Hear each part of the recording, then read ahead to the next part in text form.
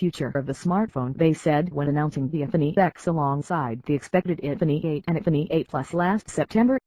There is no denying that the iPhone 8 and iPhone 8 Plus are excellent phones, but their all too familiar form factors ensured they were overshadowed by the new look being flaunted by the iPhone X and iPhone that is all display. In the words of Jony Ive, Chief Design Officer at Apple. Now, that's way more impressive. The iPhone X, you've all seen it by now and you've all wondered whether it's worth your hard-earned cash. We covered this and more in detail during our original iPhone X review alongside our usual plethora of tests.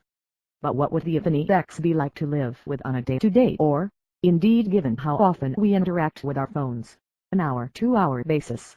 Would it be a case of simply learning to adjust and reprogram our muscle memory, or would it be such a fundamental change that things would never be the same again for better or for worse? Rest assured, we'll try and answer those as well as any other questions you may have about the iPhone X. For example, what's the real-world performance from its A11 bionically enhanced brains? What new goodness do this year's cameras bring? Plus, in another iPhone first, how about that wireless charging? 3 of us have been using the iPhone X's as our daily drivers, so we'll cover these questions and more in this long-term review.